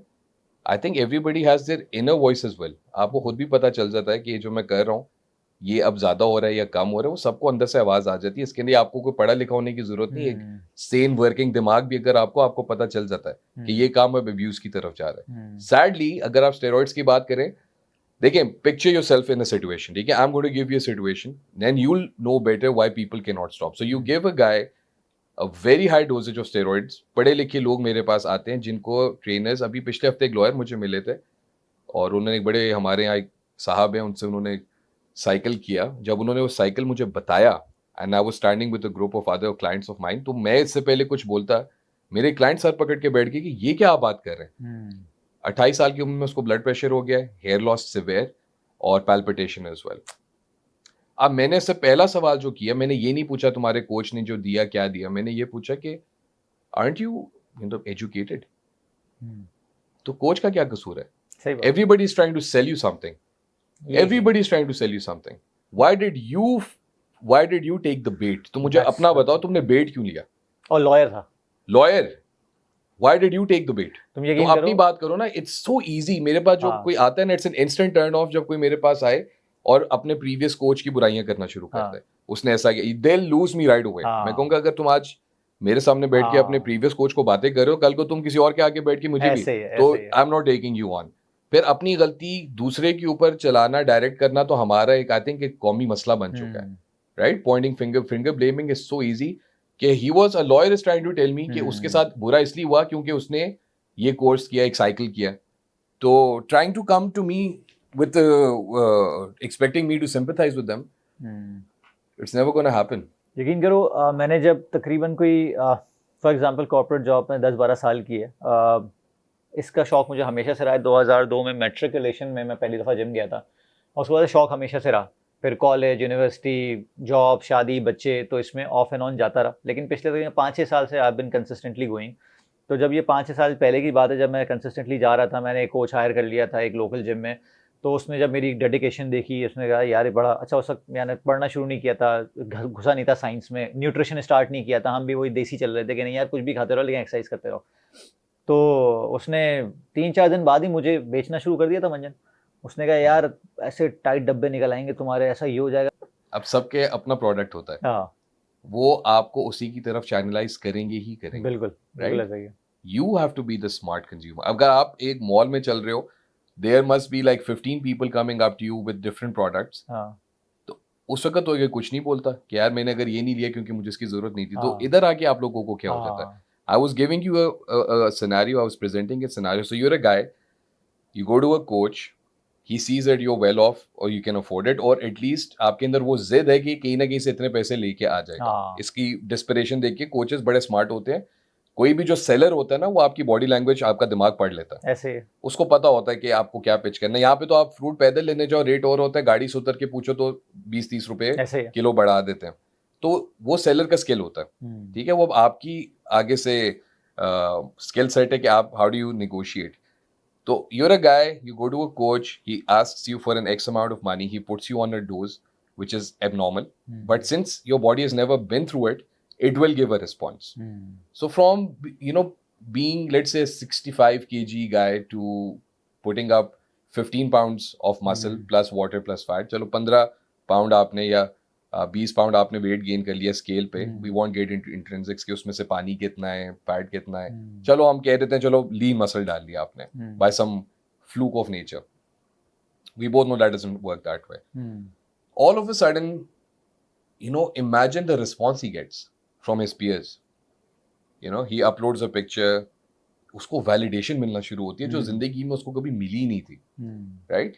That's the high. That is a high probably worse than a cocaine high. You asked कि addiction में कब stop करता है. So when they see, yeah, we getting bigger and stronger and muscular and लोगों का अंदाज भी और मतलब attention मिल रहा है, it gets you over here. 90% of the people cannot handle money or fame. Why? They don't know what to do with it. हमारे cricketing की दुनिया में कैसे कैसे वाकई गरीब घर के लड़कों को जब आप 20-30 करोड़ या 10-20 जितनी भी एक्स अमाउंट है करोड़ों में आप सामने पैसे रखते हो कि लाइन के इधर से इधर पैर रख लो ये मिलेगा, उसने इतनी अमाउंट कभी देखी नहीं है। सही बात है। वो तो मतलब कैसे रेजिस्ट करेगा? तो जिसको पूरी उम्र घर वालों ने नहीं पूछा, all of a sudden he is getting attention from Instagram and ये जो social media is design to feed your ego and make you a victim of validation seeking, ठीक है। तो वो जब देखते हैं कि इतनी मुझे वैलिडेशन मिल रही है, आप साइकिल को 2-4-6 महीने हो गए हैं, ideally you should stop in 12 weeks, get your blood test done during beginning and at the end of the cycle, see what damage has been done, what to do about it, जिसको post cycle therapy कहते हैं। It's a very extensive art and I have paid a lot of money to learn about it.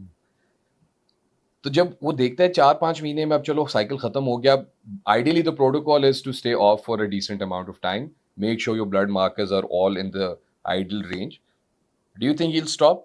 जब रोकेगा, ऐसा नहीं है कि उसको ये होगा, उसको भी पता होगा हाँ रुकते हैं। जब महीना डेढ़ गुजरेगा and when he sees his shirts getting loose again and the likes going down and people taunting him, क्या हो गया, हवा निकल गई तुम्हारी, बीमार हो, क्या हुआ है?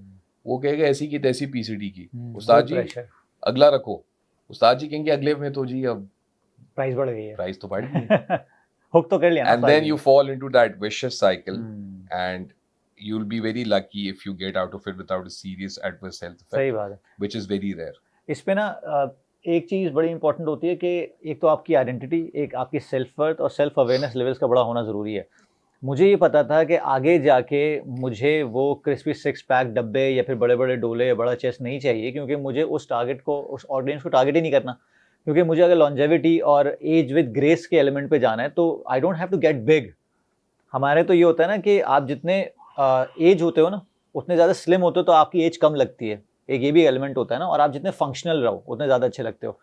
तो मेरे एक तो गोल ये था, तो सबसे पहले सेल्फ अवेयरनेस होनी चाहिए। nothing to do with being slim. I'll give you an example. The biggest athletes you've seen, मैं 2 के नाम लेता हूँ क्योंकि जाने हुए हैं, माने हुए हैं. Brock Lesnar and Bobby Lashley. सही है. These are serious. We're talking serious muscle mass. आपने उन दोनों से ज्यादा फंक्शनल एथलीट्स को देखे? नहीं, amazingly functional. Bobby Lashley has a 6 to 8 feet jump and he weighs 270 to 80 pounds. Have you seen what he looks like?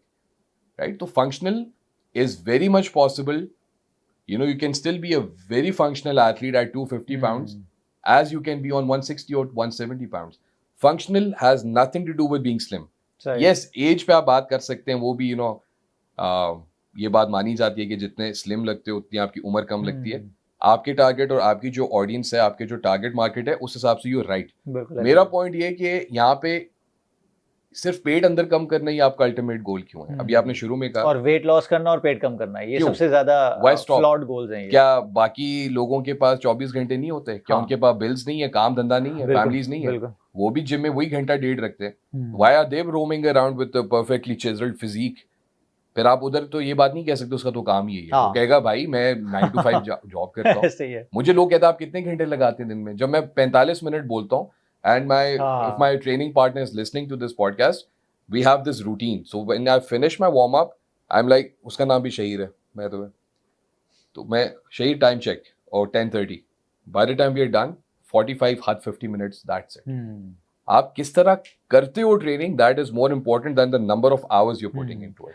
दूसरी चीज, ये तुमने बिल्कुल ठीक है. एक तो पहला ये था कि आपको सेल्फ अवेयरनेस लेवल होना चाहिए कि आप क्या करना चाहते हो. सही है, इस तरह आप ना मिसगाइड नहीं होते हो.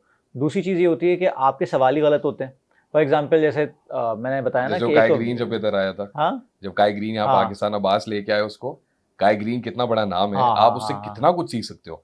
तो उधर अवाम में जब माइक दिया उन्होंने तो पहला सवाल पूछा, जी आप वाली बॉडी नेचुरली बन सकती है, स्टेरॉइड्स लेने हैं? I wasn't there, I was in the Fit Expo. ये मैं मुल्क से बाहर था, तो जब मैंने ये मुझे पता लगा कि उसको पहला सवाल एक इंटरनेशनल एथलीट, एक लेजेंड को पहला सवाल यहाँ पे ये मिला कि जी आप टीके लेते हो या नेचुरल, वो कहते हो यार ये मैं किधर आ गया. आप और बातें करो. मैं होता मैं पूछता, मैंने तो खैर लाइव देखा हुआ है when we were training gym में फिट एक्सपो की दफा. He can do a full split. बिल्कुल ऐसा ही है. He has such a mobile body, equivalent to that of a ballet dancer. मैं ये सवाल करता उससे, मैं उसकी जानकारी लेता कि यार होता कितना जबरदस्त होता है. उसकी flexibility is unbelievable. I think he is probably one of the most flexible Mr. Olympias in history. उसकी mobility, अब वो लोग किधर हैं जो कहते हैं मसल पे आप mobility नहीं लेके आ सकते? आओ देखो उसको. सही बात है. With the right amount of practice, you can do anything in terms of physique and flexibility and functionality and mobility and endurance. आप कर सकते हो. Stop seeking excuses कि क्योंकि मैं पतला हूं तो ये नहीं कर सकता, वो बहुत चौड़ा है तो वो नहीं कर सकता. दुनिया भरी पड़ी है भाई मिसालों से, भरी पड़ी है. आप 280 पाउंड मिस्टर ओलंपिया को रिंग में खड़ा करो, he'll gas out in 2 minutes. Brock Lesnar and all of these high performing athletes, they wrestle for 40-45 minutes. This is not a joke. Please understand that.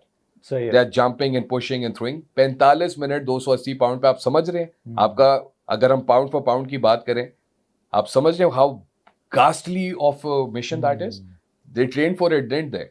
करते हैं ना वो, क्या वो ट्रैवल नहीं करते हैं? सही कह रहे हो. क्या मैं देखें, I am just like the rest of everybody present here. I have got bills to pay. I have probably more responsibilities than 90% of the people watching this podcast.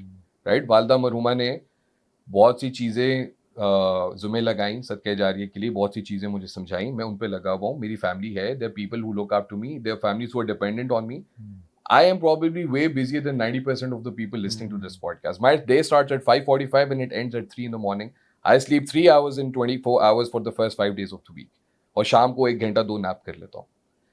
तो if I am still putting in the effort, तो ये कहना कि जी इसका तो काम ही यही है, इसका तो फील्ड ही यही है, भाई मैं 45 मिनट से ऊपर लेता हूँ तो आप मुझे बताओ. वही 24 घंटे आपके पास भी हैं. तो ये excuses, and we are the best at that. हम खुद छोटे होते देते थे. सही कह रहे हो. उसकी ग्रेड्स अच्छी क्यों है, तुम्हारी क्यों, वो ऐसे करते हैं जी, उसका ऐसा ट्यूटर है, तो वो और इसमें ये होता है कि जैसे फॉर एग्जांपल मैं अक्सर बिजनेस से या जॉब रिलेशन से, जॉब से इसको रिलेट करता हूँ कि जब भी आप किसी जगह पे जाते हो ना, तो आपके कुछ गोल्स होते हैं. आप कभी भी, जैसे एक बड़ा ज़बरदस्त बात की थी मेरे एक दोस्त ने कि जब हम कभी दुआ मांगते हैं अल्लाह ताला से, हम अक्सर ये कहते हैं अल्लाह ताला बस इतना कर दे, बस ये बहुत है। हम दुनिया के बादशाह से मांग रहे हैं जो सब कुछ बनाया, पूरी कायनात बनाई है, उसके खजानों में कमी नहीं है, और हम उससे कहा बस इतना सा दे दे। तो मेरा ख्याल से जब हम ये डिसाइड करते हैं ना कि हमें बस पेट कम करना है और बस वजन लूज करना है, ये भी similarly, I've seen your post, yes, हाँ, yes, सिमिलर है ये। और इसके अलावा जब आप किसी काम पे जाते हो ना, किसी करियर पाथ पे आप जाते हो, तो आप मैनेजमेंट ट्रेनी से लेके सीईओ तक का पाथवे होता है एक। अगर एक कंपनी में नहीं है तो 10 कंपनीज में होगा। फॉर एग्जांपल 10 साल में या 15 साल में आप सीईओ तक पहुंचते हो। उसके लिए भी आपको प्रोग्रेशन करनी पड़ती है। सिर्फ ये नहीं कि बस ये कर लूंगा इतना हो जाएगा, नहीं, उसमें देखते हैं कि आपने एक्स्ट्रा ऑर्डिनरी क्या किया, तो आप नेक्स्ट लेवल पे जाते हैं, फिर एक्स्ट्रा ऑर्डिनरी क्या किया, फिर नेक्स्ट लेवल पे, और सीईओ तक जब आप जाते हैं ना, तो आपको नीचे का सारा चत्ता कटा। वही हमारा कॉन्सेप्ट, जिसके पास जो फाइनेंशियली स्ट्रांग है, हाँ, हराम का पैसा है, हाँ, हराम का पैसा है। तो मेक अस फील बेटर। हाँ, तो इसमें यही गोल सबसे गलत है कि यार बस पेट कम हो जाए और बस वजन लूज हो जाए। मैं अक्सर लोग बोलता हूँ कि मेरे पास आते हैं यार वेट लूज करना है बस। Weight lose is the most flawed approach, I think. ऐसा है कि नहीं? I believe yes. I think the goal should be to have a good physique, decent physique. Weight loss के ऊपर ही हम खुश रहते हैं, वो भी चंद लम्हे की बात है। हाँ, या फिर हमारी मसल टोनिंग करनी है, मसल बिल्ड नहीं करना है, टोन मसल टोन करना है। They think it's they are two different things. हमने आप जैसा नहीं बनना, हमने बस ये ऐसा करना है, ये वैसा करना है, ये वैसा करना है। हमें आप जैसा नहीं बनना, हमें इतना बिग नहीं होना। सही है। अच्छा, बैक स्टेज हम कुछ बात कर रहे थे, ये जो हमारे पास 2 लौंडे बैठे हुए हैं यहाँ पे, सही है, back of the camera, sweet hearts बोलते हैं। स्वीट हार्ट्स और यंग लड़के हैं। अच्छा, मेरे और तुम्हारे ऑडियंसेस में बहुत सारे यंग लड़के हैं जिनको बड़े इश्यूज होते हैं, मास्टरबेशन से लेके बच्ची फंसाने तक बहुत सारे इश्यूज हैं बेचारों के पास।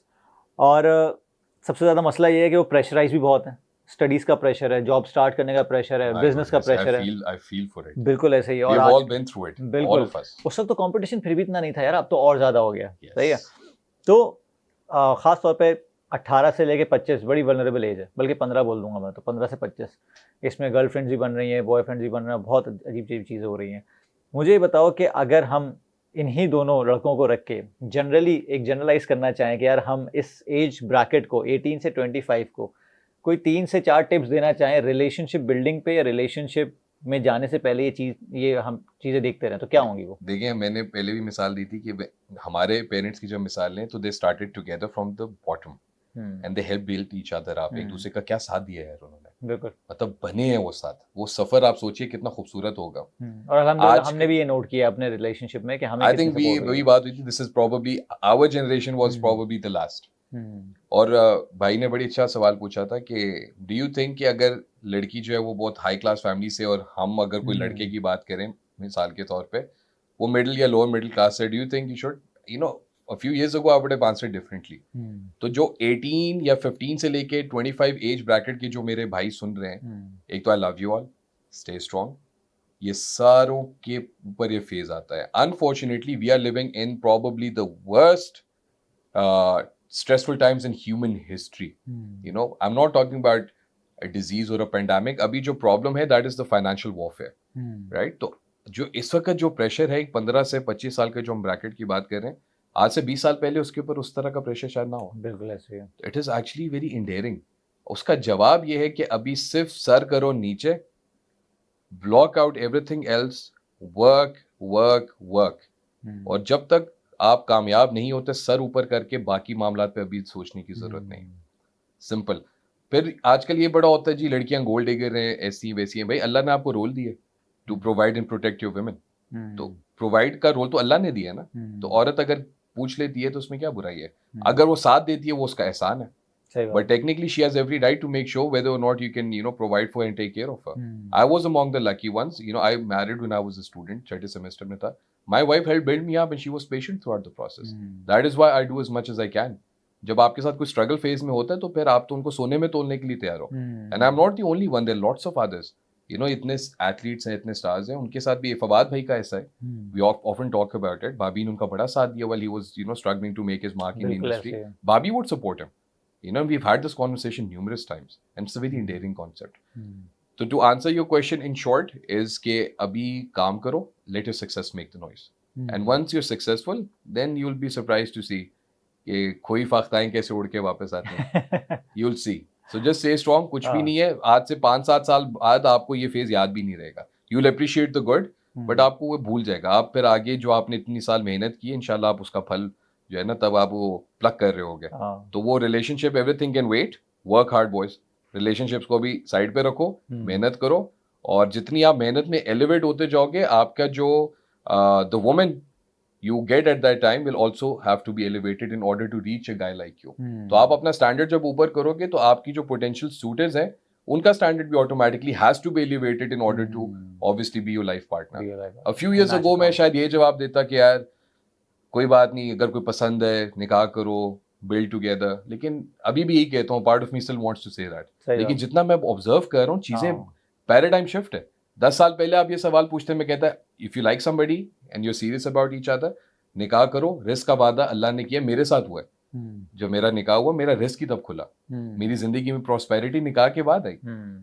तो अभी मैं ये क्यों कहने से डरता हूँ? Not because the laws of Islam have changed, but the people have changed. अब सबको फिनिश प्रोडक्ट चाहिए। अब आप किसी माँ बाप के पास जाके बोलो तो सही कि हाँ अभी मैं अनएम्प्लॉयड हूँ, लेकिन आपकी बेटी को मैं इंशाल्लाह अच्छा रखूंगा, रिस्क का वादा अल्लाह ने किया है। अव्वल तो तवक्कुल इतना लोगों में बचा ही नहीं है, ठीक है। अगर तवक्कुल होता तो मेरे फादर इन लॉ की तरह भी वो कहते हैं हाँ तुम लड़के ठीक हो, दिल साफ है, I know you'll make it, मुझे कोई टेंशन नहीं है, मेरे लिए मेरी बेटी का शौहर एक अच्छा इंसान होना चाहिए, आगे आई नो तुम कर लोगे, and I am thankful to him for that till day. लेकिन अब अगर आप जाते हैं, अगर आप जाएं, आप बोलें जी हाँ आप बहुत एलीट क्लास की हैं, but I love you daughter and I will work hard and someday I will make it, वो कहेगा जब समडे हो जाएगा ना फिर आना, दरवाजा ये रहा वहीं से बाहर चले हाँ समडे जब होगा फिर आना, वो भी अगर तब तक ये कहीं और इसका ना हो जाए। तो अभी just keep your head down, work hard work hard work hard. वो शाहरुख खान कहता है ना कि be a philosopher when you are rich, तो make it well, make it good in life, परेशान ना हो। ये 6-7 साल अल्लाह ने दम भी तो दिया है ना, हाथ पैर सलामत है, जिस्म में ताकत है, 6-7 साल पता भी नहीं चलता लॉन्ग रन में यार, लेकिन उसका जो सक्सेस है वो आप इंशाल्लाह पूरी जिंदगी निकालोगे। तो परेशान होने की कोई बात नहीं है, मेहनत करो और सब सेट होगा। एक सवाल इससे हम करके कंक्लूड करेंगे क्योंकि ये बहुत ज़्यादा इंपॉर्टेंट है और ये इसी सवाल से निकलता है।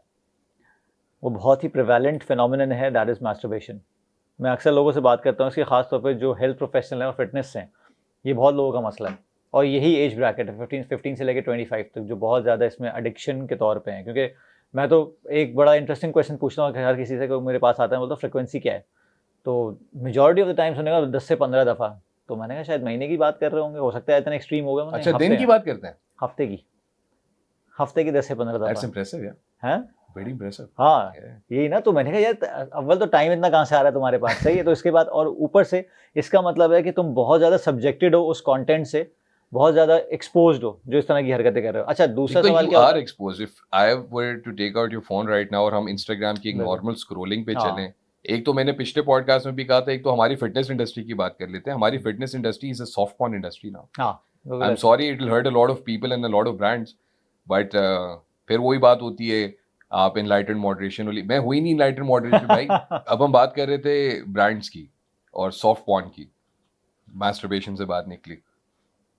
अब कितने नामवर हमारे ब्रांड्स हैं, लोकल ब्रांड्स हैं, आप क्या अपनी माँ और बहन के साथ बैठ के वो उनके प्रोडक्ट्स देख सकते हैं? तो यहाँ पे फेमिनिज्म किधर गया? इधर क्यों नहीं चीखती हैं वो, क्यों नहीं बोलती हैं? इधर वो बोलेंगी हमारा जिस्म हमारी मर्जी, तो फिर जिसका बैकलैश होगा that's for the society to bear, right? We are both living together aren't we? और फिर जब हमने बहुत से ऐसे देखे हैं फिटनेस की दुनिया में, चैलेंजेस है, बूट कैंप्स हैं, why is it always that the woman is being objectified? Why is the woman with a particular sense of dressing chosen to be the front face of that particular camp? यकीन करो, इधर क्यों सारी चुप हो जाती है? बात काटूंगा यहाँ पे क्योंकि मुझे एक चीज़ बड़ी ज़बरदस्त ऐड करनी है कि कितने लोग, कितने मर्द हजरात आते हैं ट्रेन करने से मेरे पास, या जैसे जिम में आते हैं, जहाँ भी मैंने अक्सर देखा है, मेरे दोस्त यार हैं यूनिवर्सिटी से और कॉलेज लाइफ से, बाकायदा पूछते हैं कि यार क्या सीन है, क्या पैकेज है, ये बता दिया, ये उसके बाद पूछते हैं माहौल है। Exactly. अब माहौल का मैं उनको बोलता हूँ भाई प्रोफेशनल माहौल है, तमीज़ से करना, जो कुछ करना ठीक है, ज़ाहिर है उनकी भी रिस्पेक्ट है, आपकी भी रिस्पेक्ट है। कहते हैं यार कोई फ़ायदा नहीं है, हम तो उस बूट कैंप पे जाएंगे जहाँ पे हमें एड्स भी ऐसे दिखते हैं और जहाँ पे माहौल भी वही दिखता है, और उसके बाद भले वो अपने घुटने गंवा लें, वहाँ पे कुछ भी कर लें, उनको बस एक माहौल चाहिए होता है जिसके लिए वो वहाँ जाते हैं। तो ये माहौल वाला एलिमेंट जो है ना, ये बेसिकली मुझे ये बड़ा हर्ट करता है। Don't you find it to be hypocritical? बिल्कुल कि एक जगह पे एक पर्टिकुलर सेक्ट है खवातीन का जो फेमिनिज्म की आवाज उठाती हैं, और दूसरी तरफ वही खवातीन इस मामले पे खामोश हैं। बिल्कुल ऐसे। A very famous singer was very vocal जब अली जफर और मीशा शाफी वाला केस हुआ था, लेकिन जब Ali Zafar was, cleared of the charges, shouldn't the apology have been as loud as the disrespect? She went on the social media and she called out Ali Zafar. तो जब Ali Zafar was proved innocent, तो आपने apologize क्यों नहीं किया? तब आप क्यों खामोश थी? Without any evidence. तो यहाँ पे जज भी ये लोग खुद हैं, एग्जीक्यूशन भी ये खुद करते हैं, ज्यूरी भी ये खुद हैं, लेकिन अपने पसंद के टॉपिक्स पे इनको ऑल ऑफ अ सडन याद आ जाता है कि ओ दिस इज ये हमारी उसके खिलाफ है, ये फलानी चीज उसके खिलाफ है, या आप डिनाई नहीं कर सकते। भाई मैंने कब डिनाई किया? मैंने तो पिछले पॉडकास्ट पे शुरू इस बात से किया था कि ज्यादतियां मर्दों की तरफ से ज्यादा हैं, इसमें कोई शक नहीं है, बट डज दैट मीन कि खवातीन बरी जिम्मा है, उनके ऊपर कोई रिस्पॉन्सिबिलिटी आयद नहीं होती है, उनकी कोई अकाउंटेबिलिटी नहीं होती, सबकी होती है। तो आई थिंक दिस इज, मैं तो हैरान हूँ 2024 आने वाला है और हम लोग अभी तक किन मसलों में पड़े हुए, दुनिया किधर जा रही है और हम अभी तक बैठे ये रो रहे हैं उन चीजों पे जिसका अल्लाह ने सबसे बेहतरीन जवाब पहले का दिया हुआ है। तो आप उसके ऊपर रोना यार, तो क्यों ये एक नया फसाद शुरू किया हुआ है, backed by obviously a lot of other propagandas as well, that would be a very long topic to discuss. सही। And Fahad bhai, before we sign off, मैंने आपको पहले भी कहा था when we first met at the previous show, I really admire your work and this is something जो हमारी field में मैंने बहुत ही कम लोगों को कहा हुआ है। एक तो मुझे आपका नाम बड़ा अच्छा लगता है, फिटनेस एंड इंटेलेक्ट का जो मिलाप है, मुझे बड़ा अच्छा कॉन्सेप्ट लगा। I like the way you structure your arguments, I like the way you answer critics, and it's not an easy thing to do. जब आपको कोई क्रिटिसाइज करते हो, हमारे तो जो क्रिटिसिज्म है वो तो कोई माड़े होते भी नहीं है, सीधा मौत के ऊपर होते हैं, मर जाओगे, ये हो जाएगा, वो हो जाएगा। First of all I feel sorry for those जो who would wish death to another fellow human being, but चले अल्लाह हिदायत दे उनको, उन पे हमने क्या टाइम वेस्ट करना। But I really admire your work. I hope you keep working this way, keep inspiring people. And I'm honored कि आपने जिस तरह शो के शुरू में कहा that you admire my work, you're a fan of my work. मुझे बड़ा ही अच्छा लगा। मुझे आपके लिए दिल से दुआ है कि आपके प्लेटफॉर्म से, आपके intellectual prowess से, the way you structure your arguments and the way you convince people, I hope कि you touch as many lives as possible, because that is what I do 13 years. As long as I'm alive, my job is to inspire. And hopefully both of us together, and जितने भी काफिला बनता रहता है, लोग जमा आते रहते हैं, तो इंशाल्लाह we hope that one day people do understand and realize कि सेहत है तो सब कुछ है। Thank you so much buddy, and आमीन to everything what you have said, इतनी सारी दुआओं का, और उम्मीद करता हूँ कि आपको इस एपिसोड से इतनी सारी चीज़ें सुनने को मिली होंगी जो मेरे ख्याल से हसान ने इससे पहले कहीं एक्सप्रेस नहीं की हैं, क्योंकि मेरे जहन में, जैसे हसान ने कहा कि I actually try to touch upon so many things in life. मेरे लिए फ़िटनेस सिर्फ फिजिकल नहीं है, फिजिकल फिटनेस तो सबसे आखिर में आती है। इससे पहले आपकी इमोशनल हेल्थ होती है, आपकी मेंटल वेलबींग होती है, आपके रिलेशनशिप्स होते हैं। ये सब जब जाके एक प्लेस पे फॉल करते हैं, फिर कहीं जाके your health actually fall into place. तो उम्मीद करता हूँ पसंद आई होगी आपको एपिसोड। शेयर ज़रूर कीजिएगा, अपनी राय से आगाह कीजिएगा। I will try to have Hasan next. इंशाल्लाह हमारा एक प्लान है कि हम इस्लामाबाद, लाहौर का भी एक विज़िट करें, सेंस एंड स्टोरीज़ की तरफ से करें। कुछ जैसे हिशाम सरवर जैसे लोग हैं, और भी डॉक्टर वसीम हो गए, जिसमें शफकत हुसैन भी हो गए, काफ़ी सारे लोग अलाइन किए हैं मैंने। अब देखो कब होता है, 2024 में होता है या 23 में होता है, 24 में होता है इंशाल्लाह। तो वील हैव यू अगेन इंशाल्लाह। तो आप हमें बताइएगा कौन से ऐसे क्वेश्चंस थे जो आपको लगता है कि पूछे जा सकते थे, तो हम we'll have him on board again. तो हम ज़रूर कोशिश करेंगे उसको इनकॉर्पोरेट करें। तो वीडियो को लाइक कीजिएगा, चैनल को सब्सक्राइब कीजिएगा, और me and Hasan signing off. Thank you so much. खुदा हाफिज़।